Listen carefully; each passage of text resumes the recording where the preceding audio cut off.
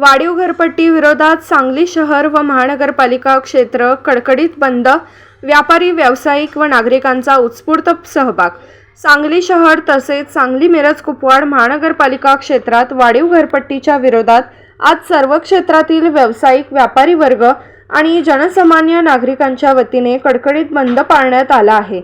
या बंदाला विविध व्यापारी संघटना, व्यावसायिक संस्था आणि नागरिकांनी मोठ्या प्रमाणावर प्रतिसाद देत उत्स्फूर्त पाठिंबा दर्शवला। नागरिकांचे म्हणणे आहे की महानगरपालिका क्षेत्रात मूलभूत सुविधा पुरेशा प्रमाणात उपलब्ध करून दिल्या जात नसताना घरपट्टीत मोठी वाढ करण्यात आली आहे। शहरातील अनेक रस्ते खड्डेमय झाले असून अनेक ठिकाणी रस्त्यांची खोदकामे अपूर्ण अवस्थेत असल्याने नागरिकांना दररोज मोठ्या गैरसोयींची सामना करावा लागत आहे। पिण्याच्या पाण्याचाही प्रश्न गंभीर बनला असून अनेक भागात दूषित पाणी पुरवठ्याच्या तक्रारी सातत्याने होत आहेत। काही ठिकाणी ड्रेनेज मिश्रित पाणी येत असल्याचा तसेच पाण्यात अळी व कीटक आढळल्याचा आरोप नागरिकांनी केला आहे।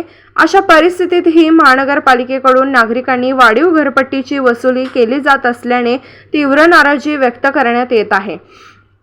आंदोलकांनी असा आरोप केला की नागरिकांना ड वर्गाच्या सुविधा देखील मिळत नाहीत, मात्र घरपट्टीची आकारणी अ वर्गाप्रमाणे केली जात आहे। त्यामुळे वाढीव कर आकारणी अन्यायकारक असल्याची भावना नागरिकांमध्ये निर्माण झाली आहे।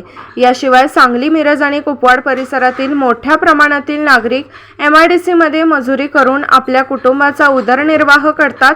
महागाई सातत्याने वाढत असताना सर्वसामान्यांचे उत्पन्न त्यानुसार वाढलेले नसल्यामुळे वाढीव घरपट्टीचा आर्थिक भार पेलणे कठीण झाल्याचेही आंदोलकांनी सांगितले।